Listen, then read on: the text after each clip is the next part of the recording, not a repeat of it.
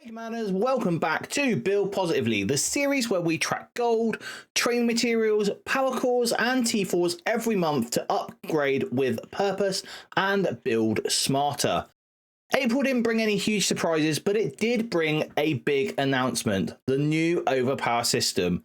It's designed to reward players for building up their characters thoughtfully, which is exactly what this series has been all about from day one. If you've been following along, hopefully you're already on the right path. This month I'm going to share something I haven't really covered before, which is how I manage my campaign energy, my ISO 8 energy, and what I do regarding strike passes. These are small things, but I believe they've played a big part in my success so far, and I want to pass those habits on to you.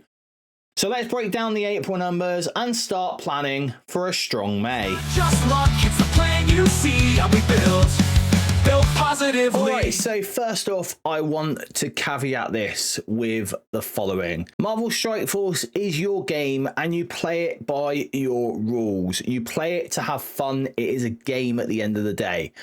However, do be aware that if you decide to go and build something outside of the meta, let's say your favorite character is Spider-Man, you can go ahead and build Spider-Man, but you will have a detriment to your roster. This game is a resource management game, and really and truthfully, the Marvel sort of IP is just the outer packaging of it. Everything else is just based on resource management. So again, you can build whatever you want in this game, but it's not necessarily going to be the best thing to build. And that's what this series is about, is how to build the best things we can build with the resources we get. So what does build positively mean? Well, to me, it means growing my roster while staying within the constraints of the game. And when I say the constraints of the game, the resources and that the game gives us free to play. And to do this, we need to know the following things. We need to be able to track and know our resource income. So we need to know as a player what we've got coming in every month. It's no different really than real life. You need to know what money you've got coming in and what money you've got going out to know what you can spend and what you can't spend. Character release schedule. This is key. The character release cadence helps us understand as free-to-play players and as spenders. Don't get me wrong. This also works for spenders as well. The character release schedule helps us work on how quickly we need to be building characters or when new characters are going to be coming out that we're going to need to build. And with this information, we can come up with a strategy of how we are going to build our characters and our roster. Now, who is this for? Now, full disclosure here, I am an end game player. I have all the big characters apart from Professor X. And I am Commander level 105. So I am what they would consider an end game player. But this strategy can and does work for every single person playing the game. So without further ado, let's take a look at our resource income for April 2025. And we're going to start off with a gold income recap. So back in December, we earn 300 million gold. That is quite good, a hell of a lot of gold. The January gold income was very similar, 301 million. February's income slightly dropped, but you do have to remember there are 3 less days in February than there are in January and December. So that was 273 million. And March was the biggest month we had to date, which was 321 million gold over the 31 days that were available in March. But how did April look? Well, this is basically how I track my gold. So at the reset of the golden opportunity milestone, I take my balance of what I have. So if I was doing this from day one today, at the golden opportunity milestone, I would take my starting balance. Why the golden opportunity milestone reset? Well, because that is the same time every single day. So you will be marking your gold out at exactly the same time every single day. You can then go into the golden opportunity milestone and you can look how many points you've scored. And those points that you scored is how much gold you've spent during the day. And then finally, once you've gone past 1 day, you can mark your finishing balance, which is the balance that you start with from the golden opportunity milestone. And in April, you will see here that over the 30 days, we had a gold income, which was a lot lower than what we have been used to, 273,209,850. So quite a bit lower than what we have been used to in the past. Now, I am not the first content creator to track my gold. I want to give a massive shout out here to Rage Gaming. He is another free-to-play player and content creator from the Allspark cluster. He has been doing his gold updates now for just over a year, and this is this month's one, which is the April 2025. You can see it dropped 2 hours ago, this video. And I do this because I want a measuring stick to see how close my figures are to someone else who plays the game at a very similar pace and tempo to me. And you can see here that his April balance was 287 million. So with mine at 273 million, it is not too far off. Yes, it is 14 million gold, but that can be very easily found from lucky pulls on mega gold orbs or gold orbs themselves. So next up, we're going to look at what our training income looked like in March and then how it looked in April. And I will say there has been a bit of a drop in training materials during the month of April. So in March, I earned free-to-play 269,376,875 gold worth of training materials. This is tracked in a very similar way to this, and I will leave links to these spreadsheets that you can copy yourself so you can start using them to do your game. And here is the strategy that we came up with last month mostly, but here's the strategy that we've come up with so that we can basically take a character from level 1 to level 105, and that is your total gold costs there. 33,203,180 gold to take a character from level 1 when you unlock them to level 105, which is the current highest level you can get to as a commander. So in March, we could fully level to 105, 8.11 characters. Wow. That is a lot of characters we could have done in March. April looked a little bit worse, unfortunately. So in April, I managed to bring in to my account 190 million, 33,765 golds worth of training materials. Again, using that same metric of 33,203,180 to level a character from 1 to 105. The total characters we could fully level from level 1 to 105 in April was 5.72. Now, to be precise here, what you could have done was level 5 characters from level 1 to 105. That would cost you 166,015,900 gold, and then you would have 17,865 gold worth of training materials left, which would give you enough training materials to level 2 characters from level 100 to 105. So there seems to be a little bit of a leeway there to allow you to level a couple of characters up from 100 to 105 while still keeping up with the normal amount of characters coming out in a month. T4 income. This is another thing that I like to track, and T4 income is good this month.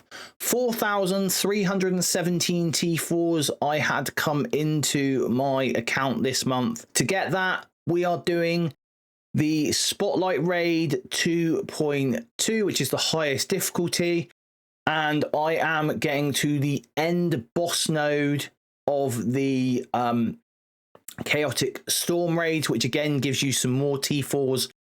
Our alliance is in Plat 3 for war, so we're getting some decent rewards there as well from the war rewards every single 2 weeks. So it all adds up, and 4,317 T4s was the total. Now, it does cost you 840 T4s to fully T4. So in April, the total characters we could fully T4 is 5.14. But remember, a lot of characters you do not need to put the basic on, so you are only spending 660 T4s generally per character. So that could have equated to probably nearly 6 characters that you could have T4'd during the month of April. Another key resource for us is Power Cores. This comes from the arena, and to be honest, it is a very important resource because it allows us as free to play to unlock characters and take advantages of game modes quicker than what we would do on a normal free-to-play cadence. Full transparency here, for this entire month I stayed within the top 10 of my arena shard, and we have had a lot of power core giveaways this month, especially with the Twitch drops. And you'll see the total power core income for April was 22,260 power cores. So a very, very decent amount of power cores, and my power core balance currently is looking very, very healthy. So the other thing we need to know about is the character releases. And I keep track of the character release schedule. And again, I'll leave a link to this spreadsheet in the description down below. This month was the month of the Vigilantes, so we had Daredevil Modern, Silver Sable, and Hitmonkey. We also had the announcement of the Thunderbolts team coming out, and also we have had Professor Xavier able to be gotten, so he has made the list for April. So we have Ghost, Taskmaster, Victoria Hand, Songbird, and Hyperion. Those are the new characters that we know are coming up in 2025, and those will be coming out in May. Now here I also keep a track of my unlock dates for these characters, as well as the free-to-play release event dates, and we are tracking the days between the initial releases and the free-to-play, the last free-to-play releases, and one other thing that I have started tracking is my 7-star date. So as soon as I got the details of when I 7-star a character, we are looking at that for how many days it's taken free to play to 7-star a character, or potentially how quickly a free to play player could have 7-starred a character. So the character release schedule currently looks like the previous page, but I do also take the averages. So in March, the average days between releases for paid releases was 11 days, with the average days between releases for free-to-play events at 20.875. April saw a bit of a change. The average days between releases paid went down to 10, and the average days between releases free-to-play went up to 22.36.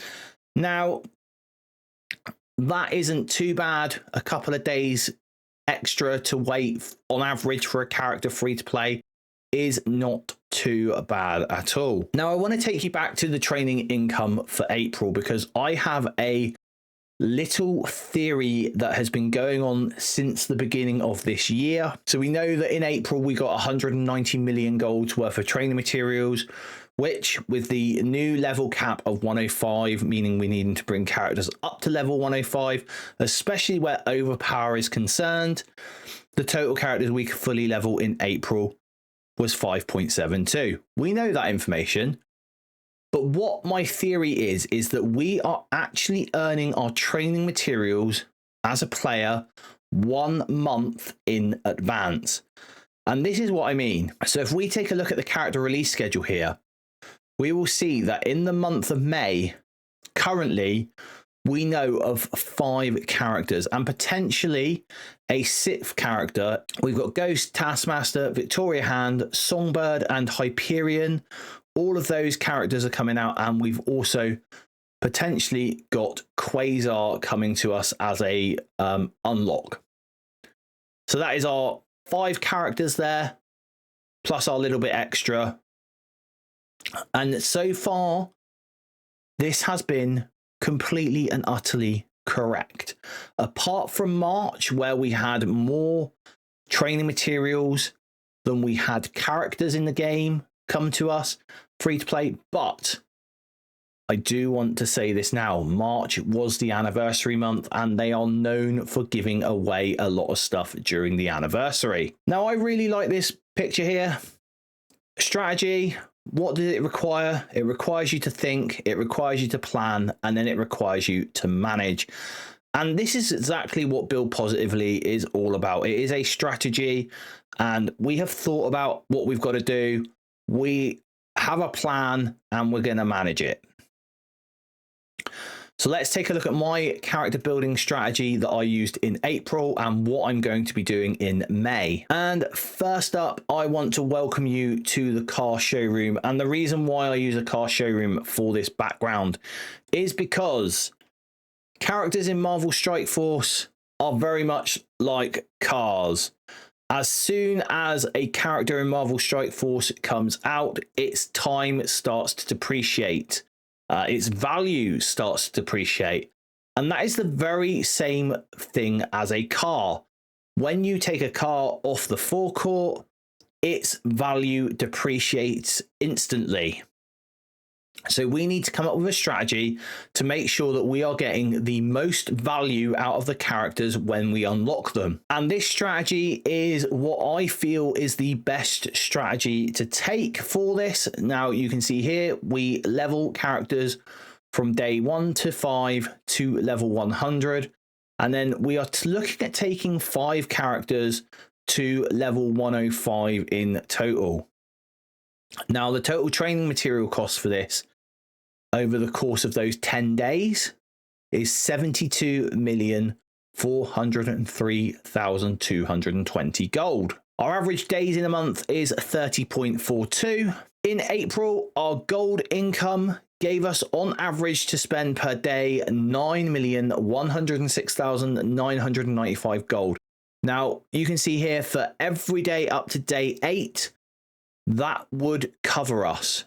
And basically the shortfall that we have for days 9 and 10, where the gold is concerned, would actually be covered by the gold that we save on the previous days from leveling those characters. However, this month, the training materials that have come into our account would not allow me to do that. 30 days in a month, this is a 10-day plan. So 72 million gold times 3 for your 30 days gives you about 210 million gold. It's 216 million and a bit more. And we didn't have that come in last month, so I cannot do that. So I'm going to have to adjust my strategy ever so slightly for next month. So this is what I was planning to do in April, which was to build the Starjammers and the Vigilantes with a total training cost of 193 million gold. Now we had 190 million golds worth of training materials come in, so that strategy would have been absolutely fine. However, what I did actually end up doing was the following. So I did build my Starjammers, but I only built Lalandra up to level 100. I also built my Howard the Duck to level 100 gear tier 19. I then took Old Man Logan and Shadow King up to level 105 because I started using them in Arena, and that is where Overpower is being used. So I started using it there. Havoc went up to level 100 gear tier 19, and then we started working on the Vigilantes. Now they are the very first section outside of the Nimrod boss for Professor X. So this is where I started working on my Professor X saga stuff alongside building my characters. So I took Punisher to level 105 and gear tier 19. I'm just waiting some gear tier 20 pieces for him to take him to gear tier 20. Elektra I took up to level 100 and gear tier 19, and to be honest, that is where I am going to leave her because her revive mechanic allows her to revive. So even if she does get killed by someone with Overpower, she is just going to keep coming back and back and back and back and back, and that's fine. Blade and Oath are also members who I am going to take to the Professor Xavier saga, so they went to 105 as well. And then I started working on my next section, which is the villain global section. So I actually ended up spending 205,383,460 golds worth of training materials last month, which has knocked a lot of my training materials that I had saved up back, because we are 15 million golds worth of training materials in the hole here. Now, this is quite apt at the moment, I think. This is from a American basketball coach, John Wooden, and his quote was, "If we fail to adapt, we fail to move forwards." And this is precisely what we're talking about where Overpower is concerned. We have been given the rules for Overpower. We know what it is all about. So we need to adapt to this as players. If we fail to adapt to Overpower as free-to-play players, we're going to fail to move forwards. And that, in the end, is going to cause people to feel like they are going to want to quit. And that's unfortunate, because this game is actually a really good game, in my honest opinion. So let's take a look at my build strategy for May. And before we take a look at my build strategy, I think we need to take a look at what I have now in reserve where training materials are concerned. So you can see here that I have 7,609 green training mats, 20,348 blue training mats, 4,034 purple training mats, and 102 gold training mats. And this is how much gold each of those will give you. Basically, that's how much gold's worth of training you can do with them. So the total amount of gold that I have available in training materials is 49,021,835, which is just over one character to level 105 from level 1. Hopefully we will have some events coming around the corner that I will be able to add to that and keep my free-to-play streak going really, really well. So let's take a look at what we are looking at for May. Well, we know that I am actually now up to date. I don't have Hitmonkey, so I haven't had to build him yet.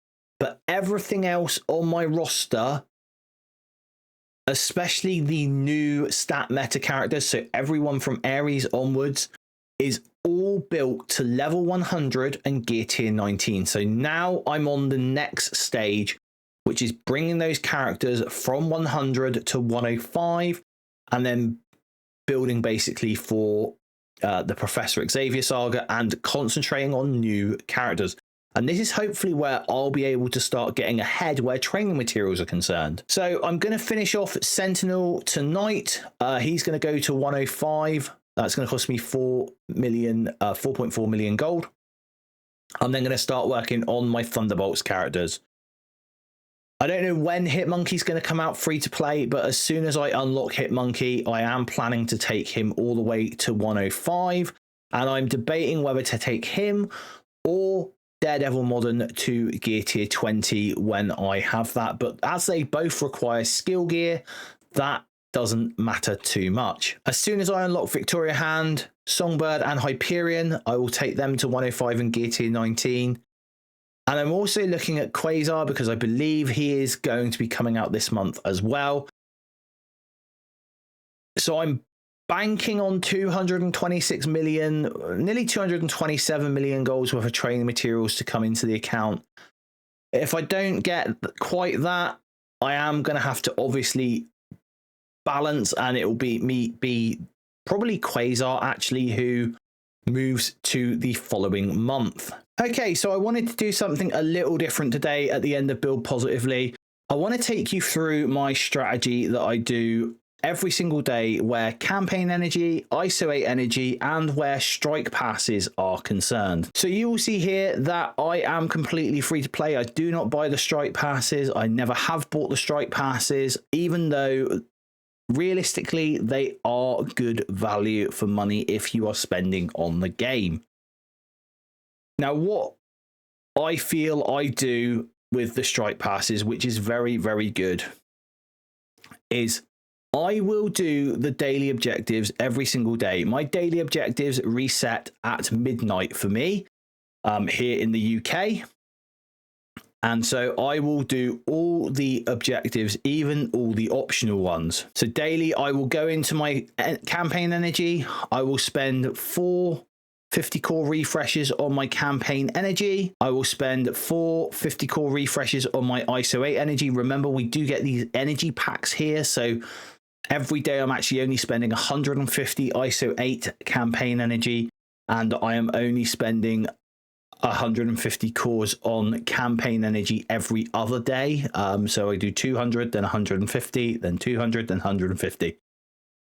And where I spend that energy to, and I don't spend all of it, I only spend 600 per day. I come in here and I go to Nexus Hard 5.9 and I'm farming these training orbs. I go to Nexus Hard 3.9 and I'm farming for these training orbs. And I'm farming on Nexus 1.9 for these training orbs. I then go into the Villains campaign and I do Villains 7.6. Again, for more training orbs, and Villains 6.6. Now, if ever I run short on gold and I'm flush on training materials, I will flip that over to the gold orb node, but I will only do 5 of them for that 600 energy spend. Where ISO 8 is concerned, I farm the big ones, so 2.9, 2.6, and 2.3, 1.10, 1.7, and 1.4. And then what I'll do is I will pick one node from here to find the node that I've picked today to do. There we go. So I picked today Isotope 8 hard 1.6. You'll see here I've got 16 of 20 attempts left. So I do 4. So I go 3 and 1. And that gives you 408 energy, which clears both the optional objectives of the campaign energy and ISO 8 energy spending. And I will do that every single day, as long as there isn't any events that require campaign energy spending or ISO 8 energy spending. If there are events, then I will map out how much energy I need to spend on those daily to be able to get where I want to in the events. Once I've completed the strike pass, I no longer complete the optional objectives for energy. I will just hoard that energy up once I've done that until the very last day. So on the reset, the day the strike pass is due to change, I will do all of my farming here. I'll do all the objectives, but I will save them until the new strike pass goes live. And when that new strike pass goes live, I will then claim them all so that I get a day ahead on this. So I'm generally finishing up my strike pass 2 to 3 days before it is due to end, and sometimes even a bit earlier. And that wraps up this month's Build Positively. Whether you're prepping for Overpower or just trying to stretch every bit of value from your resources, the key is consistency and smart choices. And you're already doing that by staying engaged with your roster and your goals. If this helped you out, drop a like, share it with your alliance, and let me know in the comments how you are planning to build for May. And of course, don't forget to subscribe if you haven't already. There's more strategy and updates coming your way all month long. Until next time, Commanders, stay positive.